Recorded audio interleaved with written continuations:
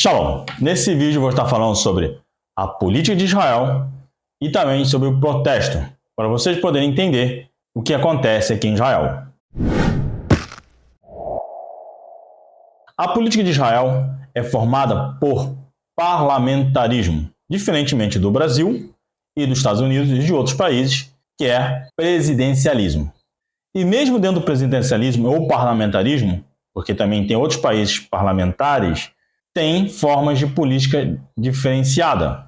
Aqui em Israel, o parlamento é formado por 120 cadeiras. E para poder proceder o governo aqui, necessita de eleições. E não forma o governo quem tem maior número de votos, mas sim quem tem maior número de cadeiras de colisões, que necessita de 61 cadeiras, das 120. As eleições aqui em Israel, ela não é obrigada a votar, a pessoa não é obrigada a votar, mas ele tem o direito de votar. Como no Brasil, é escolhido um dia que é feita a eleição.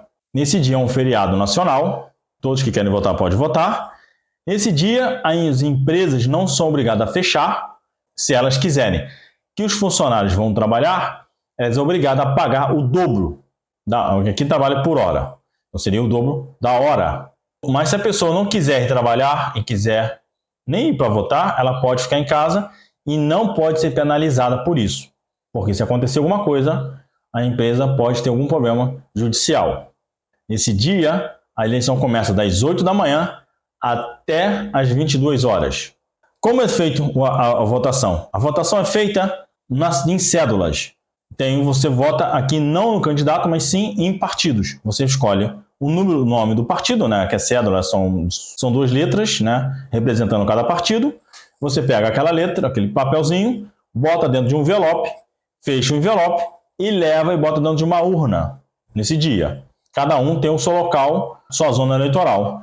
Aqui, ao final da eleição, né, da votação, é feita a contagem dos votos. Ver quem tem as porcentagens de voto.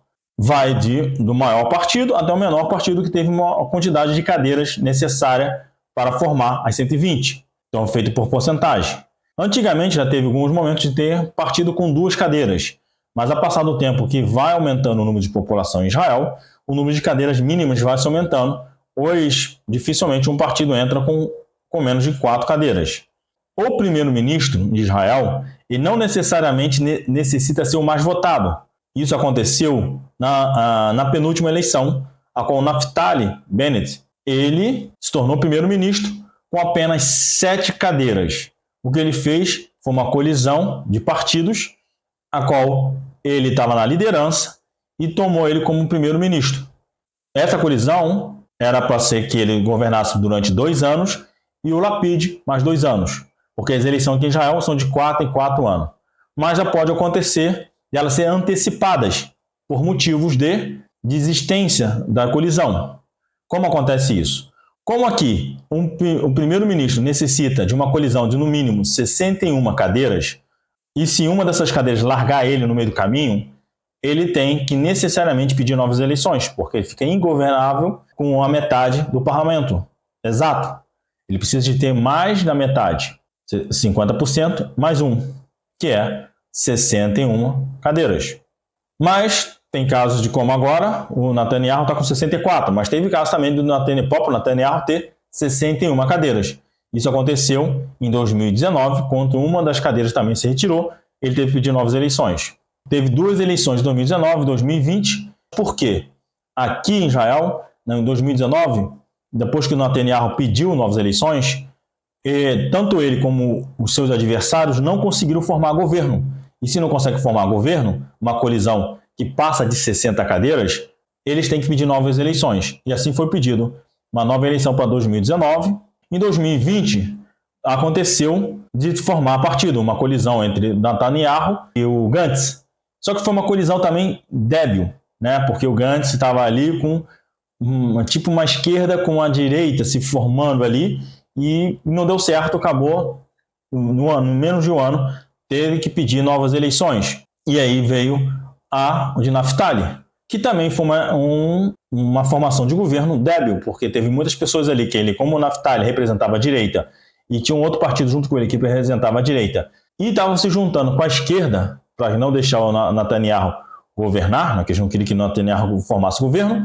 Eles formaram também um outro governo com deficiência, que não teve muito tempo, né? E uma mulher se retirou da colisão e novamente teve que se pedir novas eleições.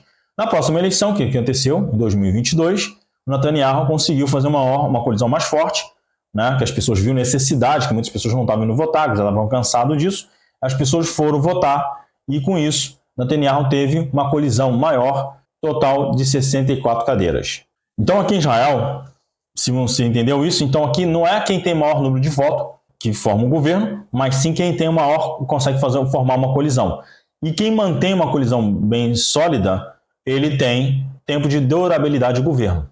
Ah, vai ter impeachment. Para ter impeachment, o cara precisa do parlamento votar contra ele. Se o parlamento, a maioria está com ele, não vai ter impeachment, né? Então não precisa também impeachment. É só 4 cadeiras se retirarem do apoio ao Netanyahu que ele cai. Ele tem que pedir novas eleições.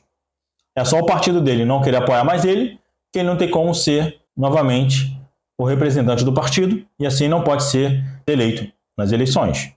Aqui em Israel, mesmo os partidos que não conseguem eleger cadeiras, conseguem botar cadeiras no parlamento, eles têm representatividade diante da população. O que acontece? Às vezes eles não concordam com o que está acontecendo no parlamento, mas eles têm alguns milhares de pessoas que seguem eles, e o que acontece? Eles começam a fazer protestos na rua. E protestos não significa que estejam certos ou errados.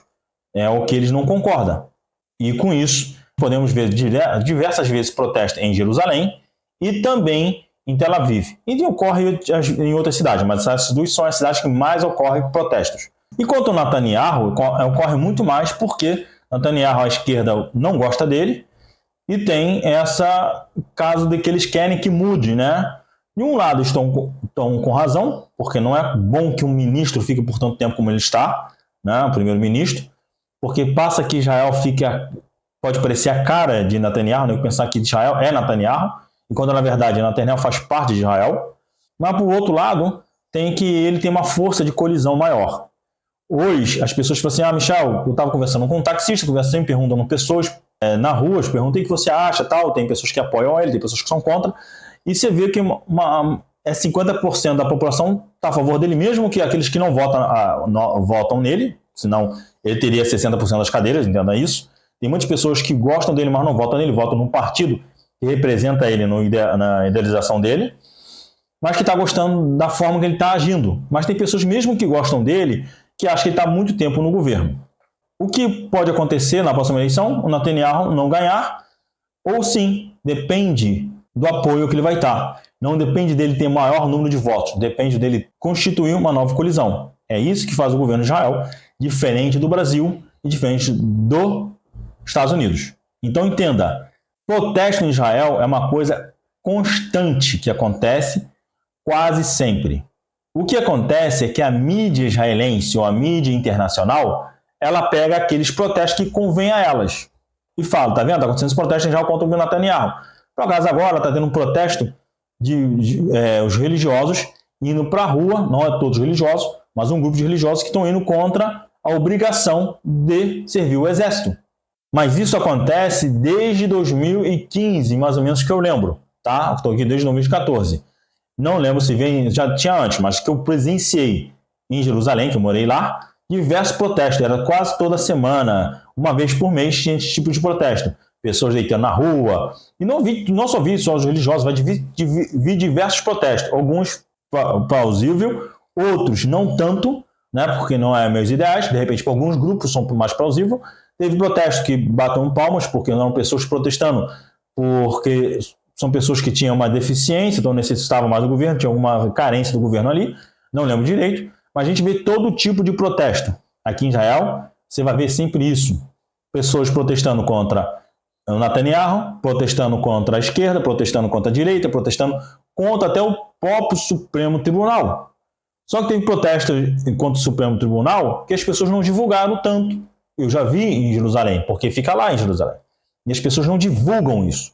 Só divulgam o que elas querem para mostrar o quanto o seu algoz, né? Aquela pessoa que não gosta, está mal nas eleições. Mas não é isso, na verdade. É uma venda que não acontece aqui. Aqui tem isso, representação. Diferente do Brasil, que as pessoas vão para a rua raramente protestar por seus direitos, né?